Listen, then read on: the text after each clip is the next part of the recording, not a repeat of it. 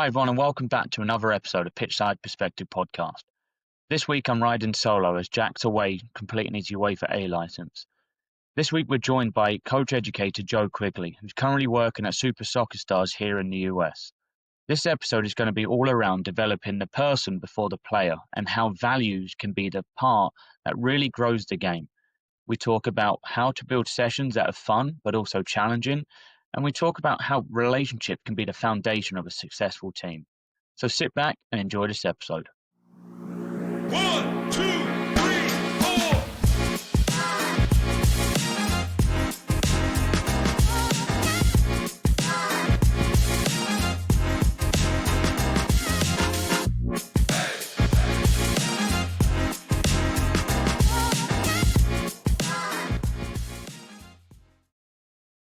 So Joe, welcome to the podcast. It's great to have you on, mate. How are you?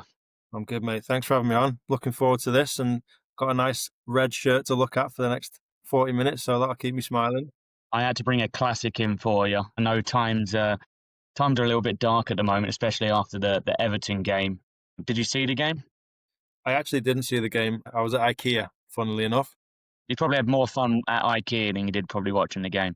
I mean, when I saw the starting lineup, and then I was like, do I enjoy IKEA? Yeah, they were never going to win the game. Just when you lose Cunha and you've got no centre forward, really, it's worrying. And I actually expected him to win the game, but then when I saw the starting 11, I thought, not great. But then when you lose at home to 10 men, it's never good, Yeah, It kind of sums up Man United at the moment. Very inconsistent. You never know what you're going to get. very turbulent. It's like flying with Spirit Airlines. You never know what you're going to kind of get, whether it's going to be a bumpy ride or a smooth ride. But it's interesting. We go a few weeks of we're thinking we're going to get in Champions League here, and then you look at Monday's performance. You're like, we might be mid-table at best. Yeah, I mean, I think where do you see us finishing? honestly, probably 7th or 8th at best. Just too inconsistent to say anything higher than that. And I can't see us falling as low as we did last year. But again, you never know. We could finish 4th if we put a run together, which I thought was likely 4 days ago. And then we could go the next 4 or 5 games and pick up no points, even though they're theoretically easier games on paper. That doesn't mean anything for us anymore.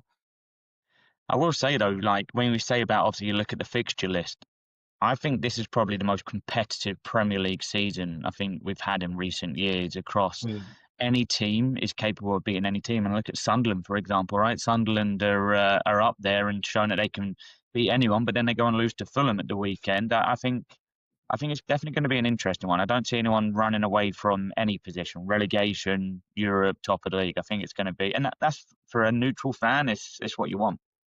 It's enjoyable, and I think the Premier League's always been a case of anybody can beat anybody on their day, but now it's almost like anybody can beat anybody over a couple of weeks.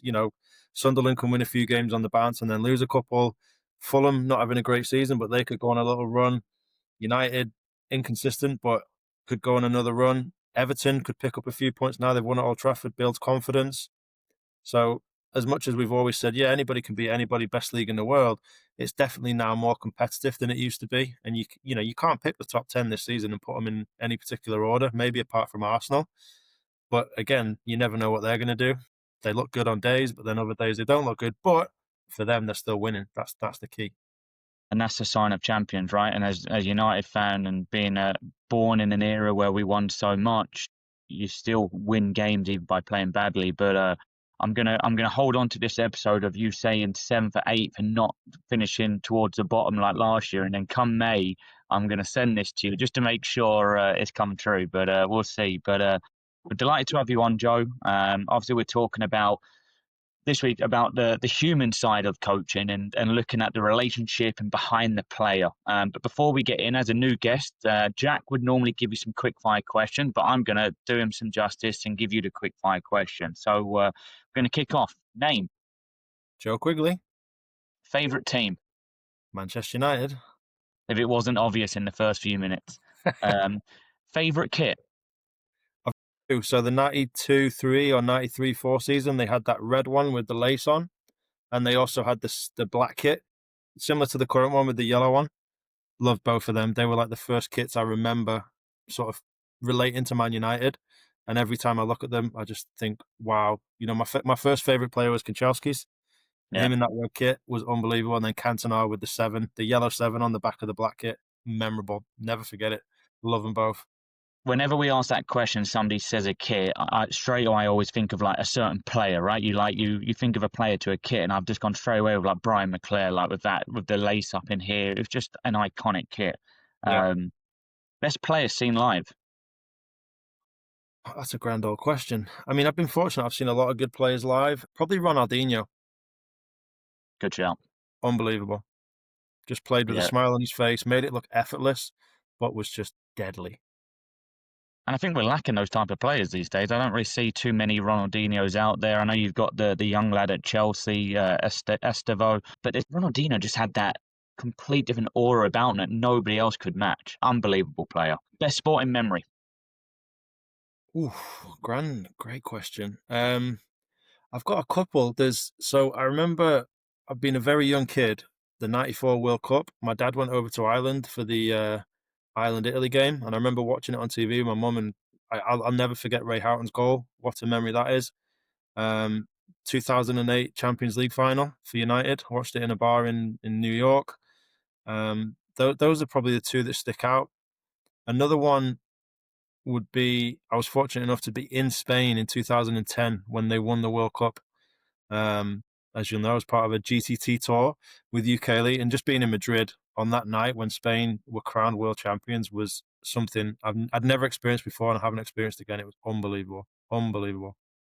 I think when you go traveling and when you go to different countries, you can tell a lot about the culture by two things: their food and the sport. And obviously, you would have seen it there with the sport and how the place would have erupted during that time. I mean, what a memory that is, and just to be part of it and not actually physically there in the stadium, but you probably felt like you were basically in the stadium with everyone around you. Yeah, it was incredible. So we had, I think there was about 6 teams. So we all sat in the hotel lobby. We all watched the game.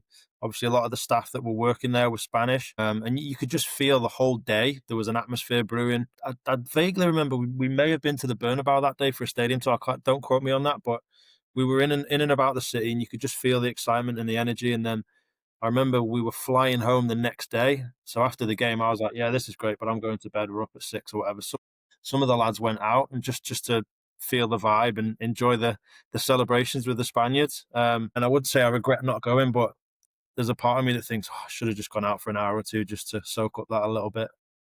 You might not have remembered it though. True. Yeah. No, there's some a great sporting memory there, and typically myself and Jack at this point of the episode would give each other a guess who challenge, but obviously Jack isn't here this week, so I'm going to spring a bit of a surprise on you, and I'm going to put you on a spot as a guest guess who challenge. But I've been kind to you, knowing that you Right. are a Man United fan. It is a Man United player, so I'm going to give you the first clue. Let's see if you can get it after the first clue, and if not, we'll move on to clue two. Right. How ready do you feel? I mean, I'm nervous because if I get it right, I look like a genius, and if I don't, I look like a terrible Man United fan. So let's give it a go, see what happens. We'll hang it on there. So, clue number one: this player only made 85 appearances for Manchester United. Oof. I mean, only 85. That's not bad going. More than me. More than most, I would say. I mean, 85 in terms of the players I'm thinking of is probably quite low. I'll start somewhere with somebody like Anderson. Clue number two: this player won the Premier League twice in back-to-back years. Hmm. So Anderson, You can stick with Anderson if you want, or you can have a little twist here.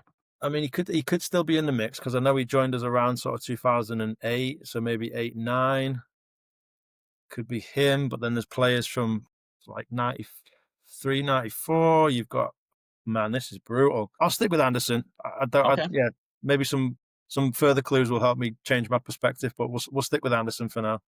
All right. So we'll come back end of the episode. I'll give you the next clue, but let's dive into it. We're talking obviously this week about developing the person before the player.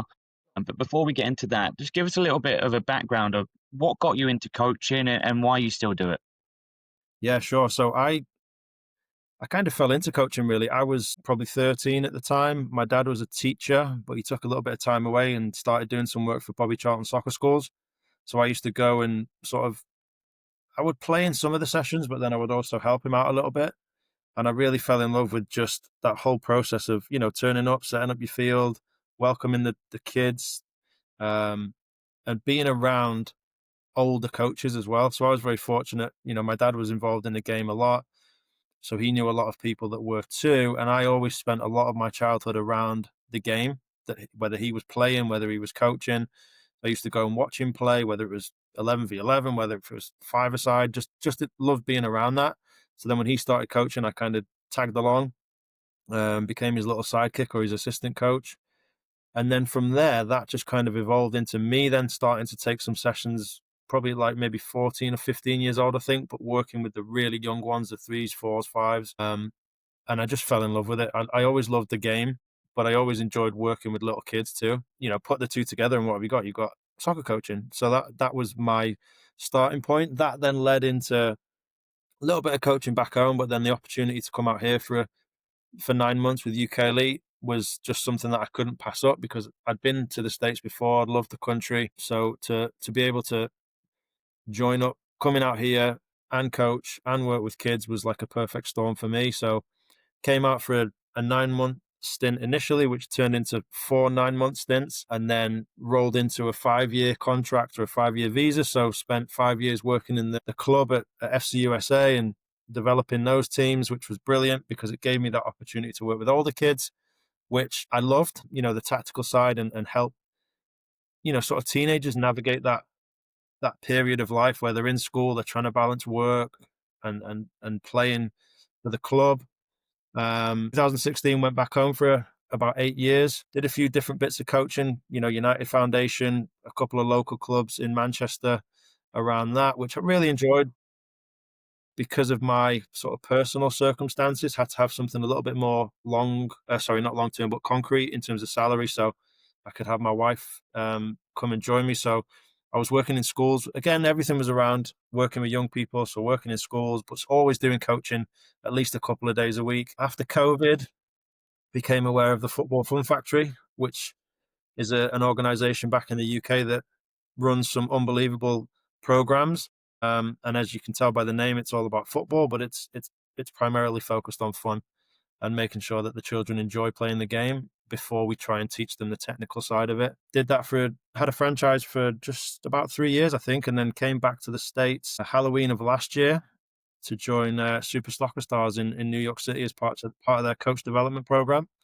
So I'm currently overseeing about 120-ish coaches, trying to just help them develop and sort of pay back what I was given in my early coaching days and passing on the knowledge and trying to breed the next generation of coaches, really.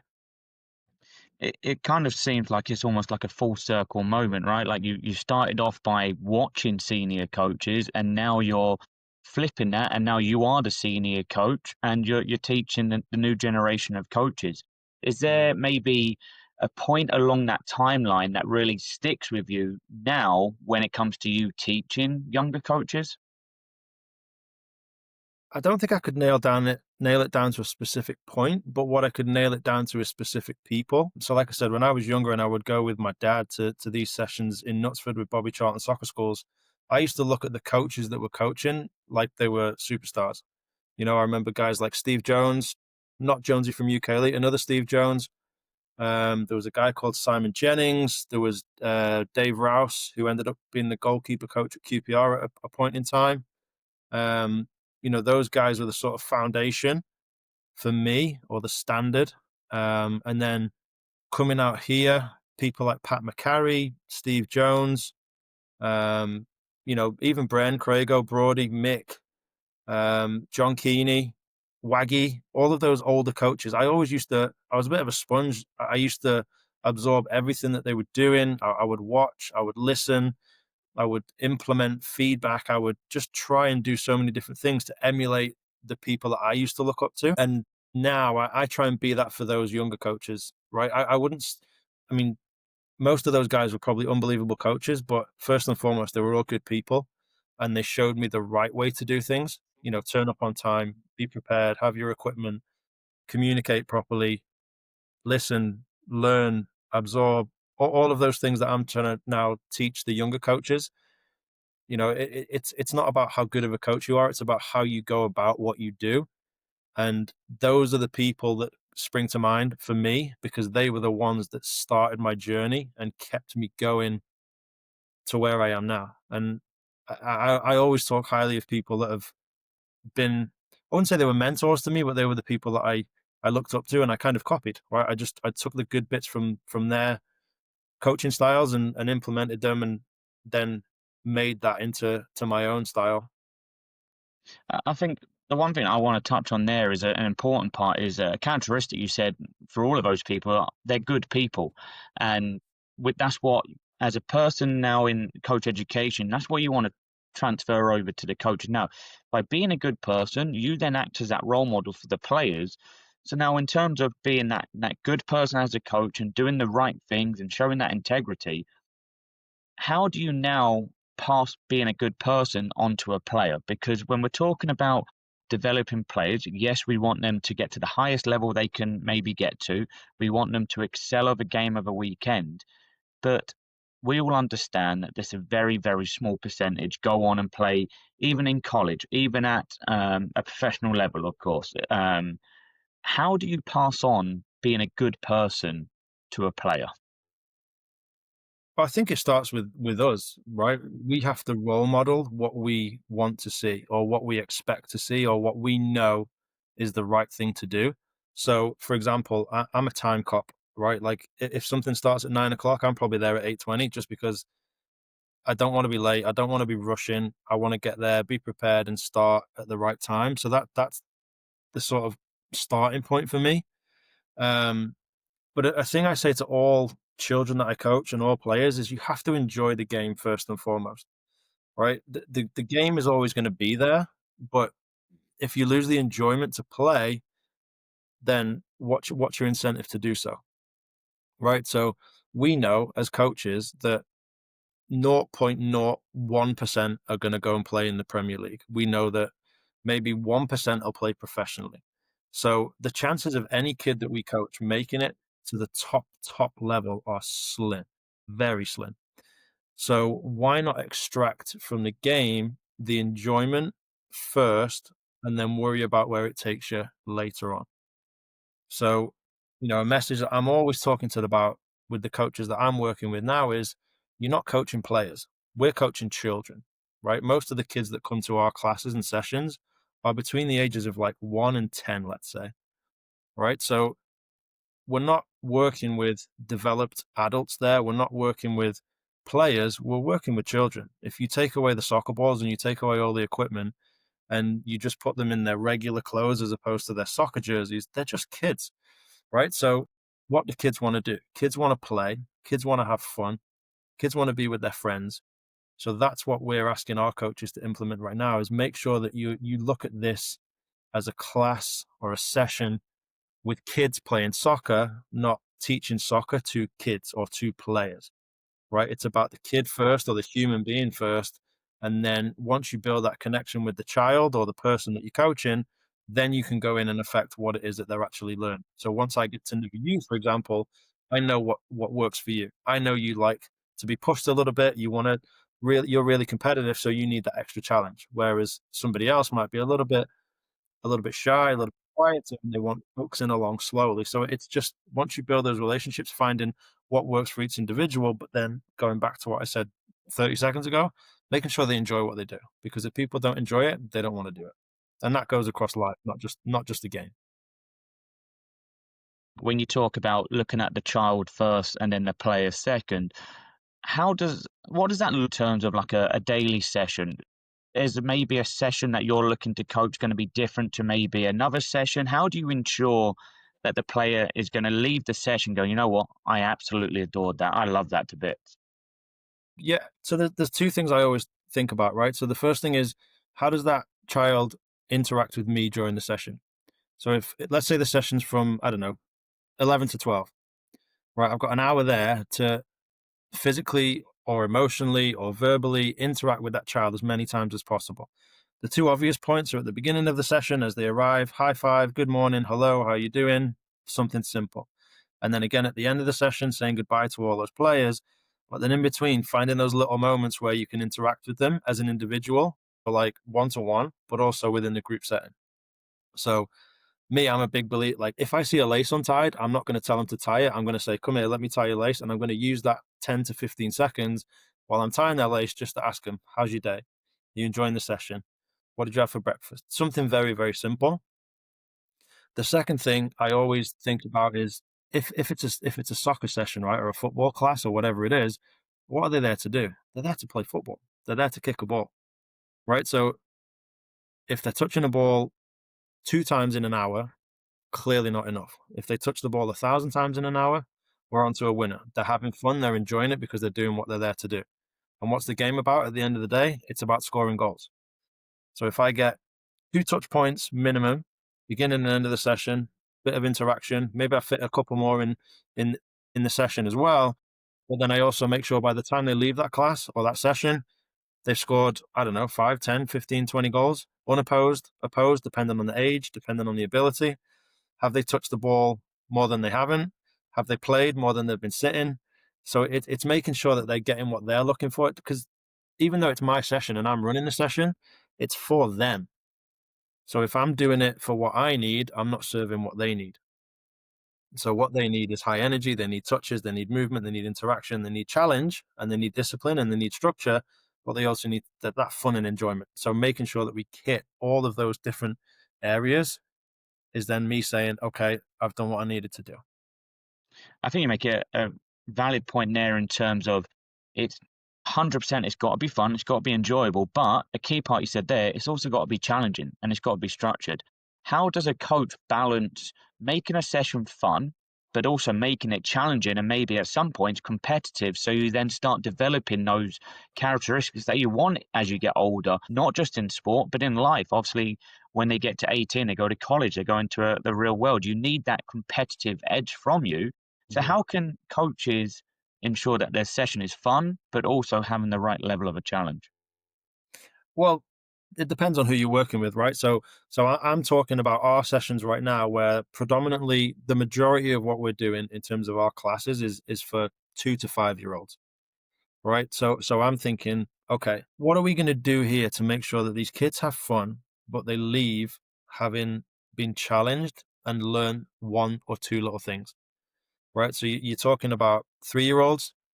What do we want them to do with the ball? Primarily, we want them to be dribbling the ball and getting as many touches as possible. So within a class, we might have a specific theme where we're driving a car, right? So the ball's the car, lots and lots of touches. We're driving slow, we're driving fast, we're stopping, we're starting, we're changing direction.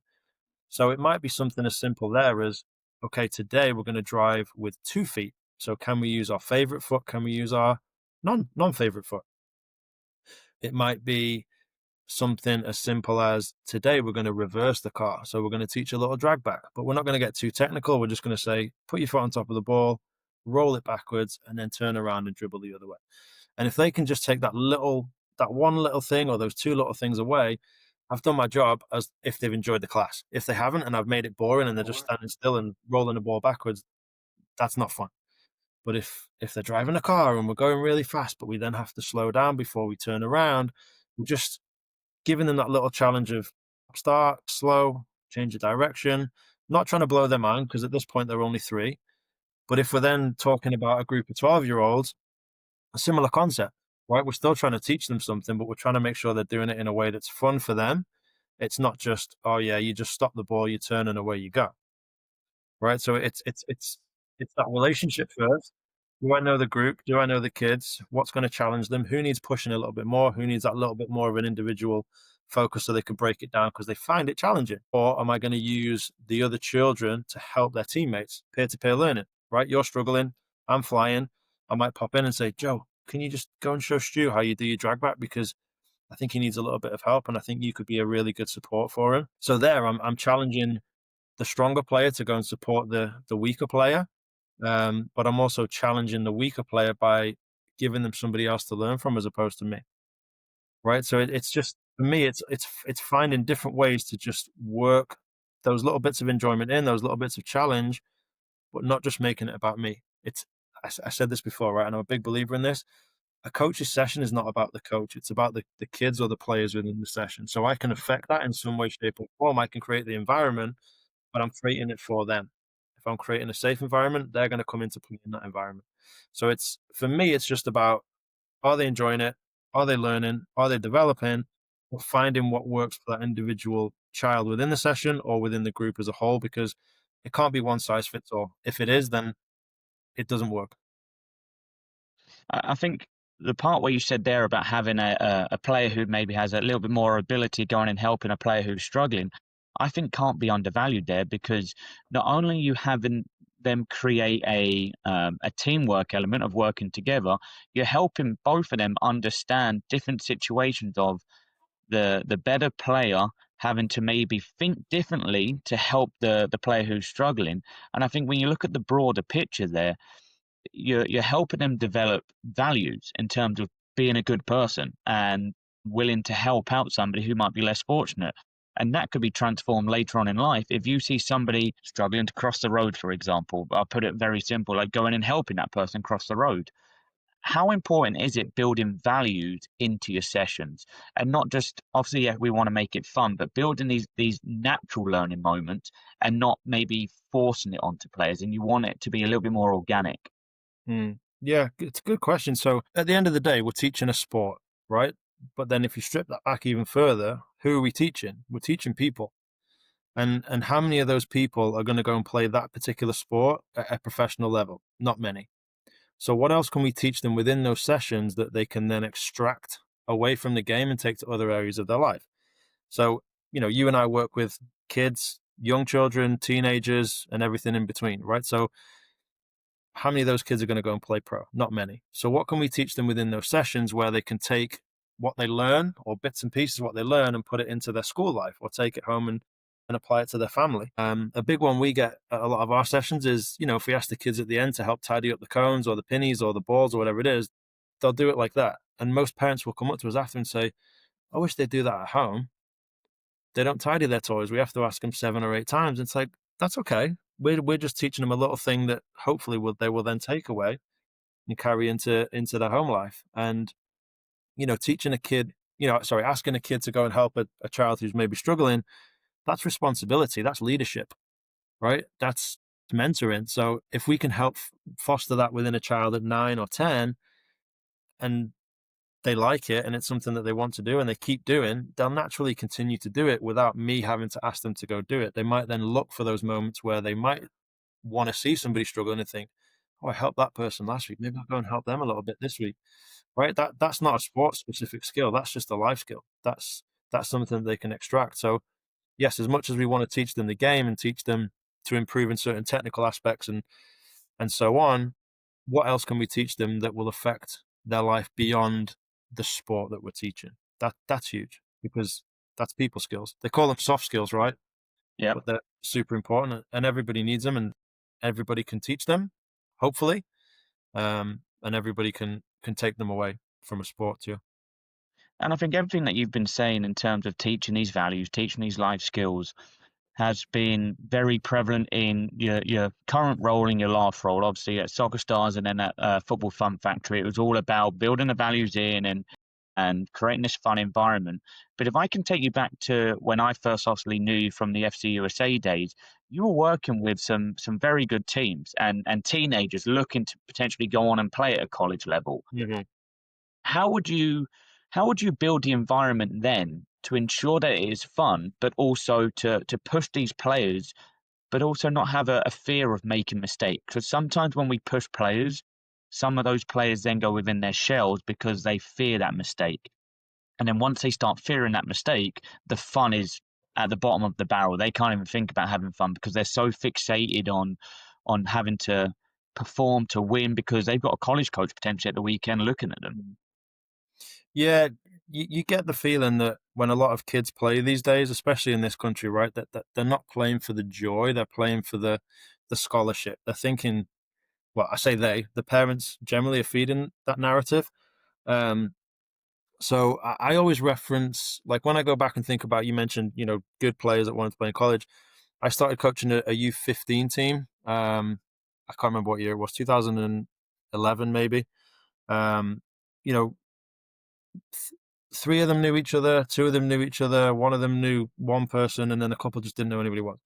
Right. So the trick there was, okay, yeah, I'm gonna coach these guys, but they're 15 years old. So how much am I going to affect them technically? Not massively, but my mentality there was, okay, how do I turn this group of lads into a team? So I think day one, I said to them, it was right at the end of the fall, so they were going off for the holidays, and then they would come back in January for indoor practices and stuff. And I said, right, first and foremost, I'm not going to do fitness work with you in the winter. You have to stay fit and you have to be ready to go for the spring season. We'll do all our technical work and there'll be some running involved in those indoor sessions, but it's on you to stay fit and be ready for the season. And a lot of those initial practices was just about doing things that were fun within the group, but were technical based too. So like maybe little rondos, little keep away games, little shooting practices, 2v2s, 3v3s, just to build that connection with the players or the lads. I don't like saying players when I'm talking about kids that aren't professionals or anybody that's not a professional, because I try and talk about the kids first. So yeah, so through that winter, we slowly built the relationships. We slowly created that team environment, and I was very clear with them. Like, I don't care if you make mistakes. We all make mistakes. I expect you to make mistakes, and if you don't, you shouldn't be here because you're too good. So just go out, do your thing. But all I ask is that you try your hardest. You give it 110%. That group came together very, very cohesively as time went by. And then I had them for a second year, and then I coached them a third year, and it was just great to watch the evolution. Right, I couldn't tell you how many of those kids went on to play in college. I genuinely don't remember, if any. But the one thing I remember about that group was just how much of a unit it became, and how much of a I don't like using the word family because a team is not a family, right? But how much of a team it actually came. Everybody came together. Everybody enjoyed being around each other. Everybody competed for each other. Everybody wanted to be part of it. You know, we had a big roster. We had, I think, 17 or 18. So you've got 7 kids sat on the bench at the start of every game. But I made sure that everybody played. Everybody felt part of that group. Everybody was important. Did I want to win? Yes. Was it the end goal? Of course it was. But it wasn't like to the detriment of anything else. Like if we lost, we would lose. We'd go down with a fight. Right, I think that I don't remember losing many games with that team by more than a goal or two. We were always competitive, and that was all I asked of them. And it was just that understanding of I never took anybody off the field because they made a mistake. I never held it against anybody because they missed a penalty or they might have scored an own goal or whatever it may be. It was just you go out, you play, you enjoy yourselves. Let me focus on the tactical side and making the subs and all that. You just go out and enjoy playing. And we were very clear with the parents as well, because I think that's one of the biggest battles we have sometimes. Is like setting those expectations, not with the kids, because the kids just want to play, but the parents want much more than just a performance. They want to win, they want to see development, but they want to see where's this going to take my kid in the long run. But we were very clear with the parents, like, look, these boys are just going to play. They're going to give it their all. Let them get on with it. Let me do the rest of it. Please don't shout at the referees. Please don't shout at the kids. Just let them focus on what they need to do. And those parents are great. You don't always get those parents, but that was a big thing for us, and we've always had that with any team that I worked with. Set the standards early for the parents, set the standards early for the kids, and then we can take it from. Yeah, I can remember that team as well a little bit because that was when I first was kind of getting introduced into that side of the game, especially over here. And I remember anytime I would hear you speak about them, they were always very successful. You've spoken a lot about how you have to treat them as just people, and then eventually they start forming. I know you didn't use the word family, but it's that tight knit group. What would you say were the early foundations of building those relationships with those players, and how did you build those relationships? And is it a case of what was a success because of the relationship? I'll go back to the beginning of the question. So one of the things that Bren and Craig introduced from the beginning when the club started was this. I won't say it was a rule, but like all the players, all the kids were expected to shake hands with the coaches when they arrived and when they left, and that was the starting point right there. Every kid that came to the club and was part of a team knew that every time they arrived at practice or a game, one of the first things they had to do was go and shake the coach's hand, say, hi coach, good morning coach, whatever it was. That was the start of the relationship building. A thing that I introduced with a couple of teams, especially the older groups, was to do that to each other as well. Right? Yes, be respectful to me, of course, and I'll be respectful to you, but we're a team here, so let's shake hands with your teammates too. Let's be respectful of each other. But I guess for the second part of the question, the biggest thing for me was just having conversations with these guys and with their parents, right? We used to do a lot of non-soccer event, family team barbecues, team gatherings, whatever you want to call them, where we would just get not only the lads but the parents together too, and just sit around, chat, watch. I think one year the Women's World Cup was up one year when we had one of the end of season parties, so we ended up, barbecue watching the game, um, and that was the culture that we were trying to create, not just within the club but within individual teams too. Like I would do things slightly differently to how Rob would have done them, to how Waggy would have done them, to how Richie or Kev or yourself or anybody would have done them. But what you would have found throughout the whole club was that culture of like the togetherness, right? Everybody knew everybody. I can remember 99% of the kids that played within that club. Some of them out and about in Chester recently since I've been back, and it's just nice to have those relationships. But that doesn't happen unless you start those relationships right from day one. And yes, as much as we were a soccer club and we were all about playing and being the best club out there, if we could, for us it was a big thing to make sure that these kids were developing as human beings, because at the end of the day they're all going to be human beings for the rest of their lives. So how can we affect them as a person before we can affect them as a quote unquote player? And I think if you get the person right, the player comes naturally next. Like you said, in terms of if you can build the right caliber of characteristics behind the player and they have the right core values behind them, they then have a desire to want to get to practice, want to get with their team, want to train hard because they don't want to let their teammates down because they almost um, owe a big part of them to their teammates because they're all part of a group that are heading in the right direction. Do you think that having the right environment can lead to success more so than having the right compared to having just good players? Because Hmm. when I think about that question, I think about obviously our love in Manchester United was a lot about the environment, especially in the 90s, early 2000s. It was all about that culture, and that led them to being successful. Whereas in the last 5 to 10 years, the environment hasn't been set, it's been quite turbulent, and there hasn't been success. So, does that environment lead to success? I think it does. Yeah, I was thinking about that as you were saying it. I'd rather have a committed player who's not the best than an unbelievable player who's not committed.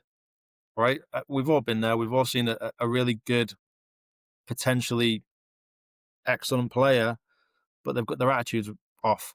They don't really try and practice. They're not really like integrated with the team. They're always at the back of the group when you're doing a bit of running or whatever it is. And I think when I think about this, I always go back to there was a talk that Simon Sinek did. I think he did something with the Marines or something, and he talks about like high performance but low trust. I'm going to butcher this, but it, what they look for in the Marines is like they want people of high performance and high trust, or low performance and high trust, something like that. Like, and I say this to the coaches a lot: if you're committed and you're the right person and you're reliable, we can teach you the technical side of the game. We can teach you the coaching and the group control and all that sort of stuff. But if you're not the right person, it's going to be really hard for us to affect you in the way that we want to affect you.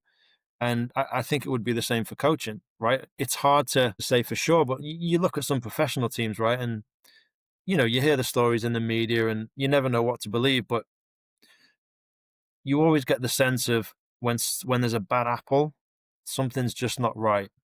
And that, whether it's the trust, whether it's the respect, whatever it is, if something's slightly off, then it's going to be really, really hard to manage, right? And you reference United back in the day, and Ferguson, like he was in control of everything that happened at Old Trafford, right? He knew everything that was going on, but he also knew all of the people, and he built that culture of like this is our environment. It's not just about the first team, and you feel like that slowly ebbed away, and they're trying to bring it back, but it's really hard to do. And I think culturally, I will speak from experience. Like if you go into a culture that's really bad or it's not quite right, it's hard to get it back to the point where you want it to be. So then you have to go on this journey of evolving the culture. So instead of coming back around, you have to just take it on the journey and get it to where you want it to be. And it can take a long time because, like I said, once it goes past the point, it's hard to bring it back. So you have to just then push it even further out, which is tough to do. But it's doable. You just got to be committed to it and you've got to be able to enjoy the process. And I think what you're saying there is like, in an ideal world, we're handed a group of 15, 16 players, whatever it might be on a team, that are all at the same level of what they believe in. But we know that isn't how it works, and that there are going to be players out there, kids out there that don't want to go along the journey of developing their human side. They just want to focus just on the soccer side of it. Not that they're a bad person, but they might have traits that don't align with the rest of the team. What would be your advice to coaches listening to this to help that one player in particular that maybe doesn't value the same values that you're trying to get out? Yeah, great question. So in a perfect world, you get everybody who buys in, right? You get everybody who's is into it. I don't want to say they follow along, but they buy in and they support what you're doing. But you get that one person who's not really into it, right? So what do? Well, we talk a lot with kids about positive reinforcement, right? So if you find those little nuggets of things that you're like, oh, I really like that, I'm gonna, you know, I'll use you as an example, right? Stu's the one who doesn't really buy in. He's the bad apple or whatever, But he's part of my team. I can't just be like, oh, he's not fitting in, get rid of him.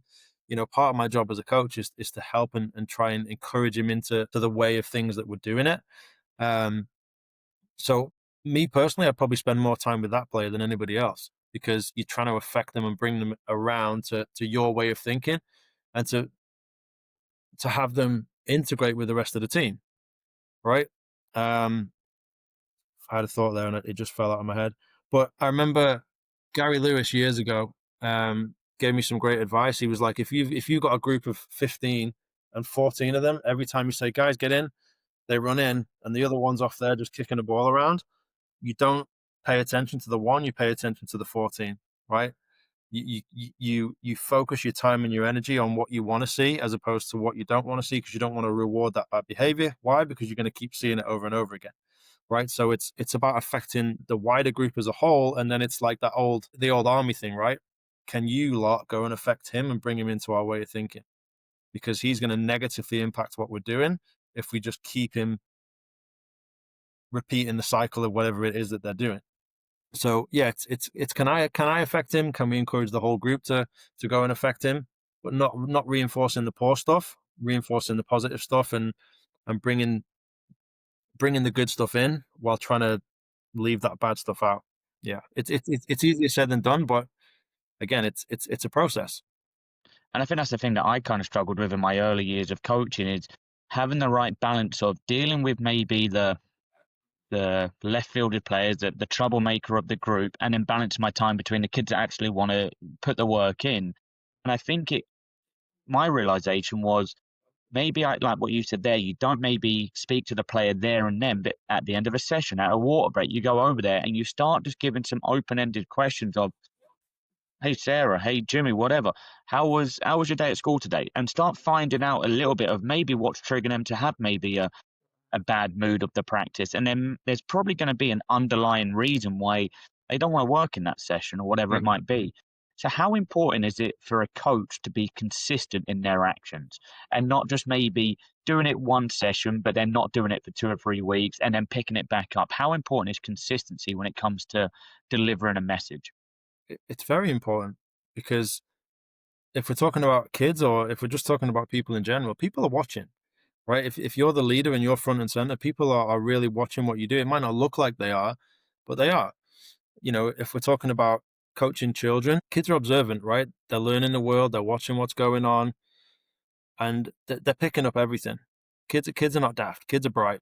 Kids are aware. It's very important to stay consistent because people then will respect your message, right? If I'm saying one thing today and then saying the opposite tomorrow and then going back to the first thing I said on day three, people don't know whether they're coming or going. But if I'm consistent in what I say and I'm very clear on what I say and I'm very concise with the message, then it's going to land. I don't need to keep repeating it, maybe once every week or whatever it may be. Consistency breeds confidence, right? And if you're not consistent with what you say, people aren't going to be confident in what you say, and then they're going to switch off. It's interesting as well because when you talk about consistency in the language we use, it's verbal language, but also that non-verbal language of how we look as a coach as well. And I'm not talking in terms of health-wise, but having your boots on, having the session set up, and having that natural environment where if you're doing it every week, players then start piggybacking off of that. If you as a coach have your shirt tucked in, for example, one or two players start picking it up, and then the next lot of players picking it up. So for you now as a within coach education, how important is it to teach young coaches that they might not even realize it, but they're already starting to become role models? It's very important, right? So I think we talked about this earlier. I have to role model what I'm expecting from them. I can't expect them to wear a watch to their sessions and to coach with their shirt tucked in if I'm not wearing a watch and I've got my shirt hanging around my knees, right? It's do as I say, not as I do, or is it this is the standard? Watch me. Can you follow on? Right? I can't be just standing there going right, do this, do this, do this, but then not following up myself. So that consistency that we just talked about is key. But I think for any coach, we go so we have like 5 non-negotiables, right? That we kind of reset our culture towards the beginning of this year. And it's making sure that right, regardless of everything else, you have to hit these 5 things because that's the minimum that we expect for every single class, session, camp, whatever it is. And we reiterate that message so often that they're probably fed up of hearing it. But I'm like, if I don't, then they're going to forget it. I've got to keep it consistent. I've got to keep it clear. I've got to keep it fresh in their mind. So yeah, that's very important. And like I said, I try now to be what I used to watch when I was younger, right? So I watched those older guys, how they went about things. I now try and go about things in a similar way in the hope and expectation that those younger coaches are watching, listening, and learning to what I'm doing. I don't want them to copy me. I don't want them to be me, but I want them to see how I do it and see what my way is that works for me and that has worked for me for what 20 plus years. And if I speak to all the parents of kids that I've coached over the years, I would expect that 95% of feedback would be positive. And I don't shout at kids. I remember I shouted at a group of kids one time because I was very frustrated. And the parent came to me like the next session afterwards and he was like, "Oh, my kid said you shouted." And he was really surprised because he's never heard you shout before. And I've probably been coaching this group of kids for like 3 years because I just don't believe in it. And that's me and that's my philosophy. And again, would I expect coaches to be the same? No, but that's what I like. That's what I look for. But it's not a negative if they're shouting and screaming at kids. But are the kids going to respond if they're shouting and screaming? Probably not. Most kids will shut down. But that's just me. That's how I am. But I was fortunate to have those role models when I was younger that showed me a positive way to go. I think something you said there, right, is doing what you would expect of others. So like what you said there in terms of wearing a watch, having your shirt tucked in. If you're doing that, then you hope that the coaches that you're supporting that they're going to start doing it. And then you mentioned there about you try not to obviously shout at a group or shout at players because that's how you believe in it.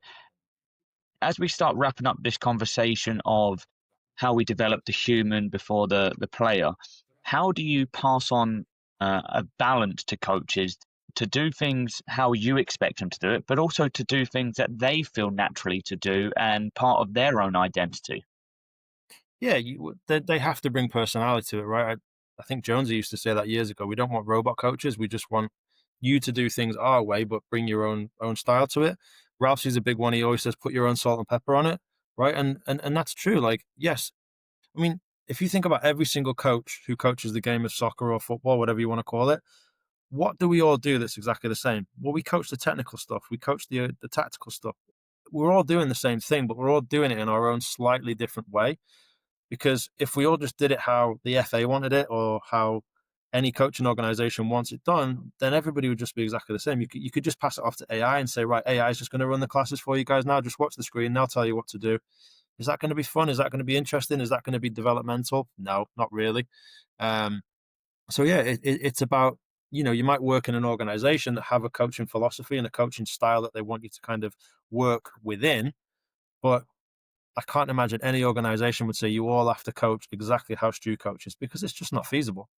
So it's giving the coaches that trust of, look, we'll develop you and we'll help you and we'll guide you, but when you go out and do it, it's on you, right? It's your class, it's your session, you're running it for those kids or those teenagers, whatever. Do it your way, but make sure you hit the development stuff, the fun stuff, the soccer related stuff, all those things that we're expecting them to do, but do it in their own style because we don't want everybody to be the same. I think you've made numerous great points within this episode, and I think I don't even think new coach. I think new coaches, experienced coaches, can take away something from this conversation. And I would really encourage anyone listening to this to think about your next session. Think whether you're a player, whether you're a parent, whether you're a coach, and think about how am I how am I functioning as a human within this environment of soccer. And I think you've spoken very well to do with peeling that onion back and finding that core of a player and seeing what they value, and then kind of jumping on those beliefs and helping them develop and grow. Because as you said, once you get those values right and you develop that human and that fun, that enjoying environment, the competitiveness comes, the winning comes naturally. So as we wrap up this conversation, this episode, one question we finish with that we ask every guest: if you could change one thing about the game, what would it be? And it can be the pro level, youth level, any part of the game. So many possibilities. I'm going to go for one of each, right? So in the pro game, I would just remove VAR. I'm not a big fan of it. I think the semi-automated offside has its place, and I think the goal line technology does. But from a from a purely watching point of view, for me, the enjoyment of the game has gone away. Like yesterday, Chelsea scored a goal. We watched the replay. You could tell it was onside within 5 seconds, but it took VAR like 3 minutes to make the decision. And then the Chelsea players are standing around, and then it's like, is it a goal? Is it not? And then the refs, yeah, goal, and then they go off and celebrate. So it's taken that emotion out of the game and that enjoyment. For youth coaching, I'm a big believer in this. You know, they do back home, they do the silent weekend or something like that. For me, that should be every weekend. When kids turn up to play, kids should not be listening to what people are shouting and screaming from the side. Referees shouldn't have to do that. They should just be able to turn up, play, ref, coaches can coach, everybody goes home. So that would be my big thing. I wouldn't stop parents from coming, because I think as a parent, the joy of watching your kid run around and play is unbelievable. But having people shouting and screaming at kids while they're just trying to play a game of football is beyond me. I'll never understand it. So that would be my professional one. No VAR, kids soccer, no talking from the parents during the games. Interesting. That's definitely a controversial part, and especially we're seeing it more and more creep into the game about sideline behaviour. And I think that could be a whole nother episode that we could dive into one day of sideline behaviour. And I think you would need a solid few episodes for that. But Joe, really, thank you for your time, and thanks for really opening up about how you as a coach educator can pass this knowledge on. But before I do let you go, we're going to finish up with that Guess Who challenge and see maybe you're sticking with Anderson or not. How confident are you feeling that it is still Anderson? Not very, I'll be honest. All right, so what I'll do is I'll remind you of the first two clues. So, clue one was that this player played 85 times for Manchester United. Clue two, they won the Premier League twice in back to back years. Now, moving on to clue number three. I think this is going to change your mind from Anderson, but we'll see. It's not. This player had spells at Blackburn Rovers and at Burnley. It's definitely not Anderson then. Oh boy. Right, I'm going Blackburn and Burnley. Oh dear, this is where I fall down on my knowledge of Man United, isn't it? Well, I'm thinking Blackburn. So Andy Cole played for Blackburn, didn't go to Burnley. Phil Bardsley was at Burnley, but did he go to Blackburn? No. Well, this is bad. This is really bad. We can skip on to clue four if you want. It might help you. Go on then, throw clue four at me. 'Cause I'm not going very far with that one, am I? Clue four: this player won the Champions League in 1999. Oh Jesus, that narrows it down a lot then. But I'm still worried because I'm not getting there. Henningberg. Was it Blackburn? Did he go to Burnley? That Burnley one's thrown me for a loop because I can think of a few that played for Blackburn, but I cannot think of. I'll go with Henningberg. We'll go Okay. there. And the last clue: the player's last name is a month in the calendar year. Oh my God, David May. David May. Didn't know he played for Burn. I forgot about him at Blackburn as well. And he's round the club so much these days, isn't he? David At May. least, at Wow. least you got it on the last. If you didn't get it on the last clue, I think you would have to let go of being a Man United fan. Oh mate, yeah, I was way off with Anderson, but then the Champions League definitely narrowed it down a little bit. It was the Burnley thing that threw me off though, because I couldn't think of who'd played for Burnley, but then I forgot he played for Blackburn. But I'm surprised he only played 85 times for United. I would have gone for a few more. very injury prone. A lot of injuries in there. But no, Joe, again, want to thank you for your time. Really looking forward to hearing some feedback on this episode, because I think there's a lot of advice in there for all coaches, parents, and players. But to the listeners at home, we bid you a farewell. 1, 2.